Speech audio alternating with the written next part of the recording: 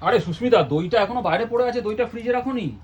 না, রাখার টাইম পাইনি, তুমি একটু রেখে দাও না। আরে তুমি এখানে বসে আছো, আমি কি করে এখানে গিয়ে আরে বাবা, ফ্রিজটা আমি কি খুলবো? এইভাবে রাখবো?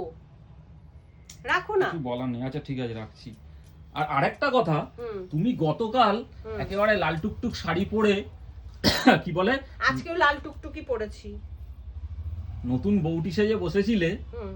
আর একদিনে ভোল বদল হয়ে গেল। হ্যাঁ, এখন মানে একদিন পরেই তুমি কুর্তি পরে একদম আল্ট্রা মডার্ন হয়ে গেলে। শোনো, আগের দিন যেটা আমি ছিলাম সেটা 20 বছর আগে, আচ্ছা সুস্মিতা। আচ্ছা আর আজকে যেটা, সেটা হচ্ছে আমি 20 বছর পরে। আচ্ছা আচ্ছা, ঠিক আছে? বুঝতে পেরেছি। হ্যাঁ, ওর খুব জন্য, ভালো কথা। ওর জন্য। আচ্ছা আরেকটা কথা বলবো তোমাকে? বলো। শোনো না, ফুলকপি তো আনালাম, ফুলকপি আলুর তরকারি করবে, খুব ভালো কথা। হ্যাঁ। কিন্তু এই যে পাতাগুলো একটু বাটা করো না। তুমি পাগল? কেন? এই পাতা দিয়ে বাটা? এগুলো হ্যাঁ। পুরো পাতা, এগুলো দিয়ে কোনোভাবেই হবে না, বাটা করা সম্ভব না। সেদ্ধ না। করে নিয়ে করবে। ছি, এগুলো খাওয়া যাবে না, যাও।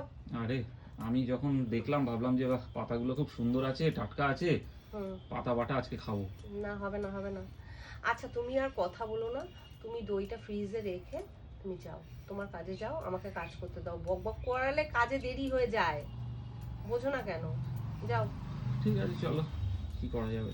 আর এই দুটো প্যাকেট জায়গা মতন রাখো। তোমার কাছাকাছি আসাই যাবে না, এলেই কি কোনো না কোনো কাজ ঠিক ধরিয়ে দেবে। তাহলে আমার কাছে থেকো না, আমার কাছে থাকবে না, একদম দূরে চলে যাও। যাও, তাহলে আর কাজ থাকবে না। সেটাই করব। হ্যাঁ, ওটাই ভালো। খাওয়ার টাইমে আসবো, খাবো, চলে যাবো।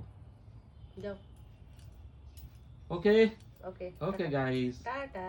C you again. টাটা।